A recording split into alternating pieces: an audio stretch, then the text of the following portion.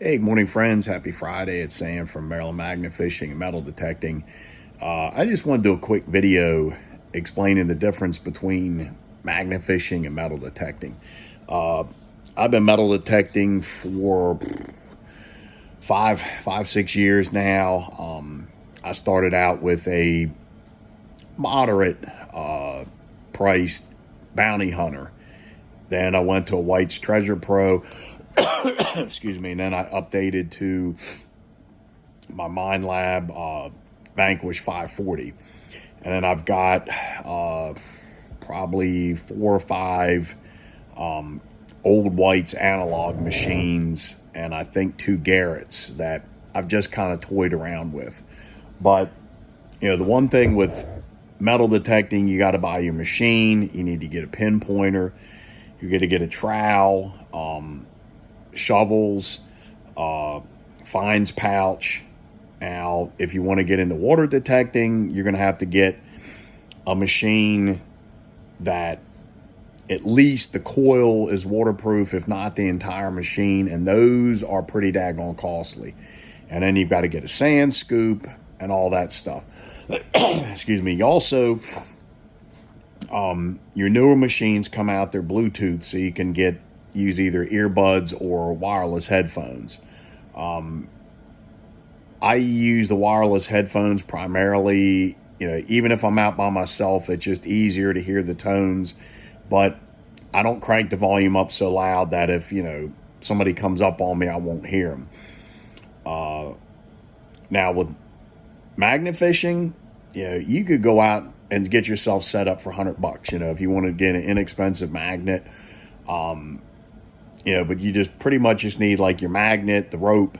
I like cut resistant gloves. One of the things I need to do is go get a tetanus shot. I haven't done that for a while. For the winter time, you might want to get like some good waterproof gloves. I've got some that come up to like mid forearm and they're insulated. They're quite warm.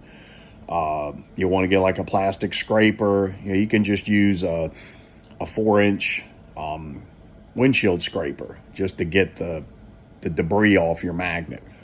I like to have at least 2 buckets, one for crap and then one for good stuff.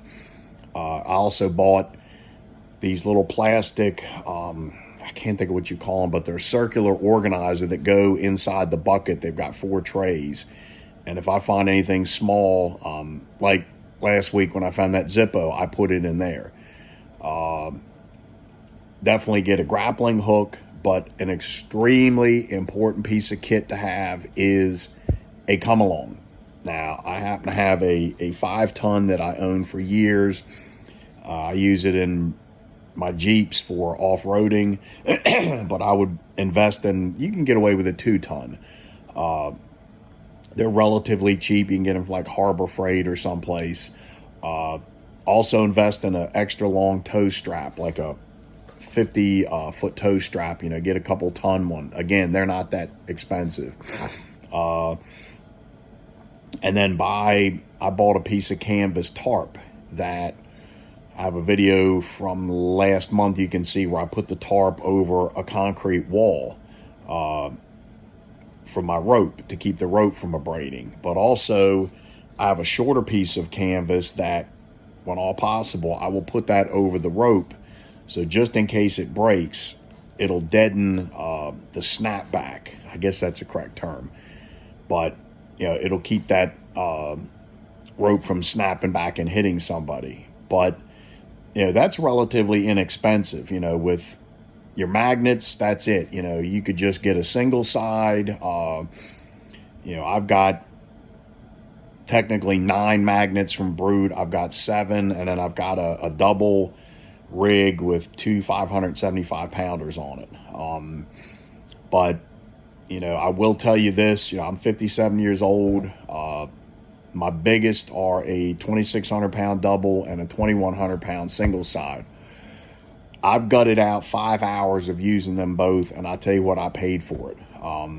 The bigger the magnet, especially the single side, the more surface area you're going to have.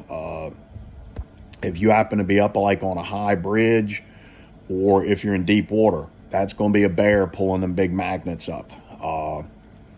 So that's something to think about. I would suggest starting out small, 1,000 pound or under. Excuse me. Think about where you're going to be going. Is it going to be primarily off of bridges and fishing piers? Then you can get away with the single side. Now, again, I'm partial to Brute, but I know they make a single side anti-collision that I've seen people that toss. So, that's just something to consider. I guess they're sort of like an all-purpose. But I've got several of the singles, several of the doubles, and I've got I think it's a 475-pound cone magnet. And I only use that in like really, really rocky areas. That thing, I was out last year with my friend in a stream, and I had a pair of hip waders on. And the water wasn't that deep, so I was going out of my way to try to wedge that thing and get it stuck, and it just bowled right through everything. Now, it scratched up the cone portion. So anyhow, that's just basically the two differences. The one thing I can say about magnet fishing, you never, ever are going to know what the heck you're going to pull up.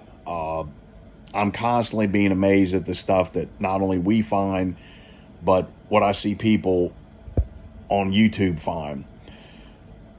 Metal detecting, primarily my main permission and then my secondary are farm fields. So you're going to have to anticipate you're going to find a lot of busted off chunks of farm implements. Now, I dig every signal.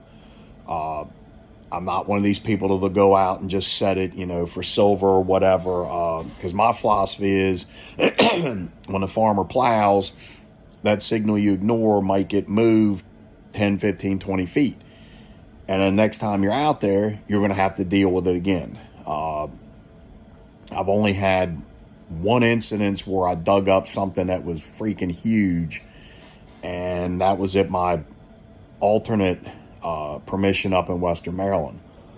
But also we dig my main permission, a lot of what's called can slaw. It's beer cans, soda cans that have been thrown in the field, and they get disked up and chopped up. But also too, with my main permission, that field has been in use for close to 200 years. So you've got 100 plus years of chemicals that have been put in that ground. Coppers, coins and buttons don't fare well in that environment.